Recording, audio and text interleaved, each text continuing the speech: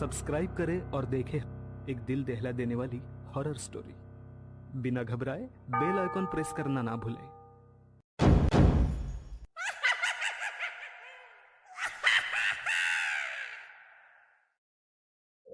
इस कहानी के लेखक है संजय कामले। उस बड़े से मेंटल असाइलम के कमरे में एक लड़की को पट्टियों से जकड़कर बेड से बांधा गया था। उसके सिरहाने शॉक ट्रीटमेंट वाली मशीन थी। वह लड़की लगातार डरावनी आवाज में सभी नर्स पर गुस्से से इस तरह चीखती जा रही थी मानो मर्द और औरत एक साथ बात कर रहे हो। तुम नहीं जानते तुम क्या कर रहे हो। मैं तुम्हें जिंदा नहीं छोड़ूंगी। नर्स ने उसकी बात सुनकर जोर से तमाचा जड़ दिया कि तभी डॉक्टर साहब अंदर आए। नर्स, पेशेंट से इस तरह पेश आते हैं? Sorry sir. शॉक ट्रीटमेंट की तैयारी हो गई? जी सर। उस लड़की के मुंह में एक कपड़े जैसी चीज ठूसकर मशीन ऑन कर दी और शॉक ट्रीटमेंट शुरू हो गई। दिमागी मरीजों के लिए शॉक ट्रीटमेंट एक आम बात थी। कुछ दिन पहले जवान होती इस रात में अपने सामने दूर तक फैले तालाब के शांत नीले पानी पर तैरते पूनम के चांद का अक्स देख मन ही मन मुस्कुराते हुए नीलम ने अविनाश से कहा, तुमने कभी चांद को धरती पर उतरते देखा है? चंदा तो मेरे पास मेरी बगल में बैठा है।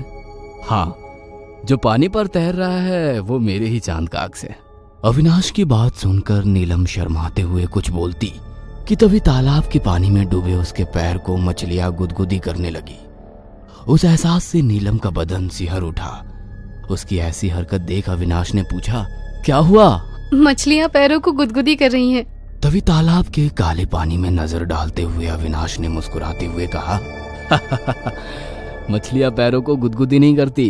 तो वो तुम्हारे पैरों को खाना शुरू कर रही होती है। कभी पानी में डूबकर मर चुके इंसान का जिस्म देखा है?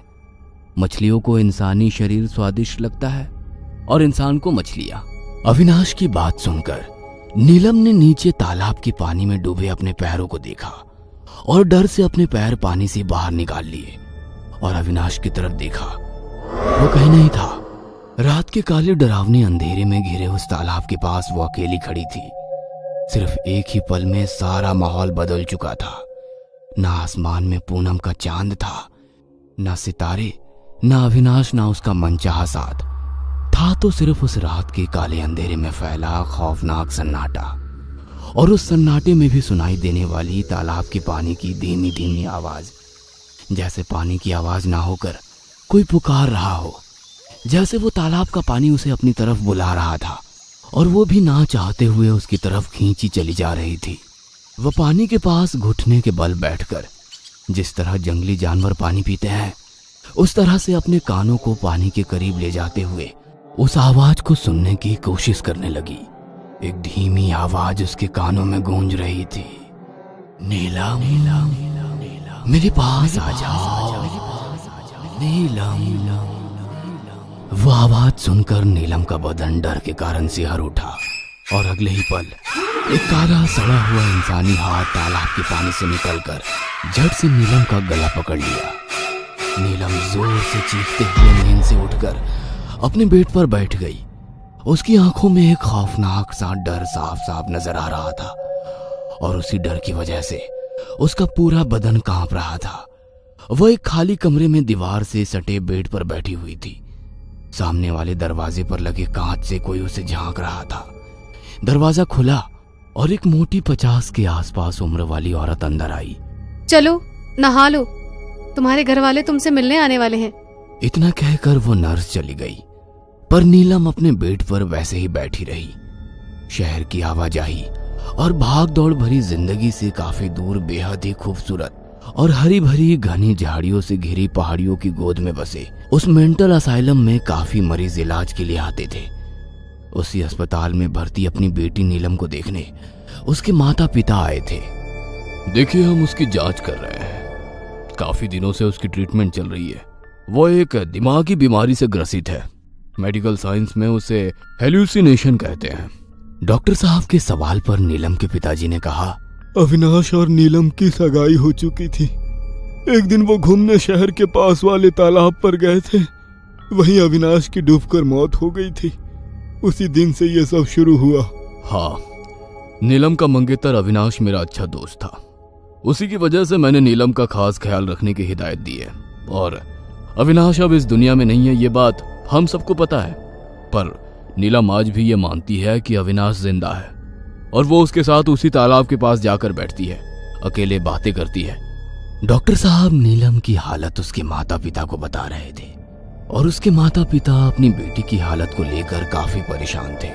क्या मेरी बेटी कभी ठीक नहीं होगी? नीलम की मां ने उदास होकर पूछा। देखिए, आप हिम्मत रखिए, हम पूरी कोशिश कर रहे हैं। तभी किसी औरत की आवाज सुनाई दी। आप बेकार में कोशिश कर रहे हो। नीलम की बीमारी आपके बस के बाहर है। सभी ने आवाज की तरफ देखा।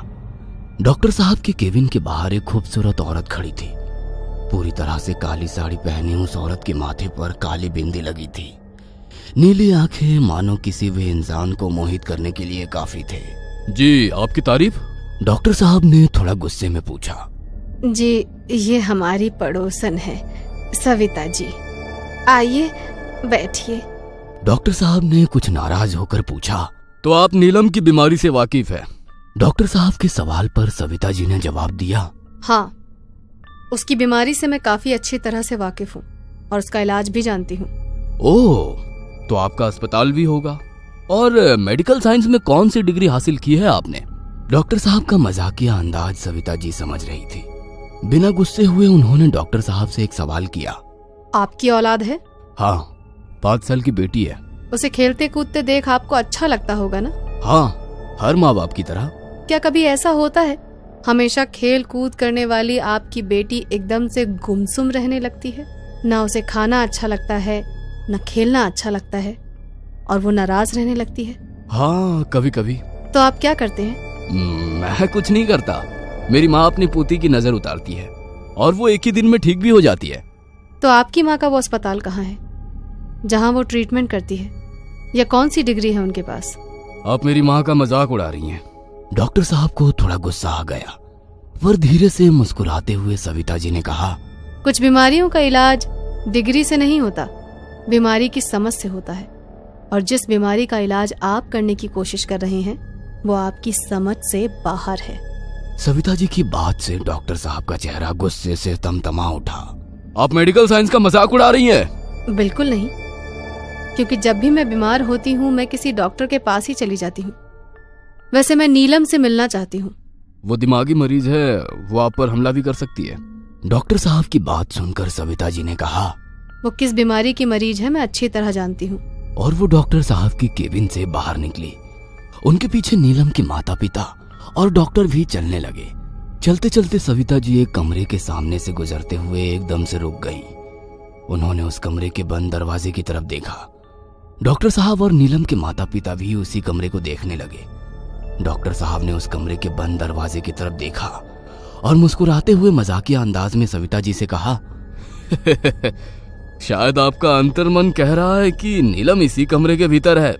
सविता जी ने अपनी नजरें उस दरवाजे के ऊपर टिकाते हुए बिना पलके झपकाए कहा, उस कमरे के भीतर नीलम तो क्या, किसी भी मरीज को नहीं रखा जाता। पिछले कुछ महीनों से ये कमरा इसी तरह से बंद है। सविता जी की बात सुनकर डॉक्टर साहब ने कहा, लगता है यहाँ आने से पहले आपने काफी जानकारी इकट्ठा की है। इंसान जो जानकारी देते हैं जरूरी नहीं कि वो हमेशा सही हो, पर इंसानों के अलावा भी काफी सोर्स होते हैं जो सटीक जानकारी देते हैं। डॉक्टर साहब ने गुस्से में पास ही खड़े अपने वार्डन की तरफ देखा। शायद वो इशारों में ही कुछ पूछ रहे थे, पर वार्डन ने गर्दन हिलाकर साफ इनकार कर दिया। सविता जी दोबारा चुपचाप वार्ड में चलते हुए आगे बढ़ने लगी और पीछे नीलम के माता पिता चलने लगे। पर डॉक्टर साहब ने वार्डन के पास जाते हुए धीरे से डांटते हुए कहा, पता करो अस्पताल की अंदरूनी बातें इस औरत को किसने बताई। जी सर। इधर सविता जी एक कमरे के पास खड़ी दरवाजे से भीतर झांकते हुए बोली, नीलम कैसी हो? अपनी गर्दन घुटनों में छुपाकर किसी अनजान चीज के डर से दुबक कर बैठी नीलम के कानों पर पड़ी उस जानी पहचानी आवाज की तरफ उसने झट से गर्दन उठाकर देखा। बाहर लगी कुंडली को सरकाते हुए उन्होंने धीरे से दरवाजा खोला। अंदर बैठी नीलम ने नम आंखों से अपने परिवार को देखा और रो पड़ी। उस कमरे के अंदर पैर रखते ही सविता को अजीब सा एहसास हुआ। सामने वाले बेड पर नीलम थी, पर उसे बगैर देखे सविता उस कमरे को ताड़ने लगी। मानो उस कमरे के भीतर नीलम के अलावा कोई और भी था, जो खुली आंखों से नजर तो नहीं आ रहा था, पर सविता को अपने जिस्म पर अचानक होने वाली सरसराहट से उसकी मौजूदगी का एहसास हो रहा था। दरवाजे से 2 कदम अंदर आकर सविता रुक गई। अपनी नजरें बारी बारी उसने कमरे के हर एक कोने में दौड़ाई और फिर नीलम की तरफ देखा और शांत रहने को कहा। नीलम ने डरी सहमी आंखों से सविता की तरफ देखते हुए धीरे से गर्दन हिलाकर इशारा किया। तभी सविता ने कुछ ऐसा देखा कि एक ही पल में उनका गला सूख गया। नीलम के पीछे से झांकती एक काली परछाई की सफेद आंखें सविता को घूरे जा रही थी।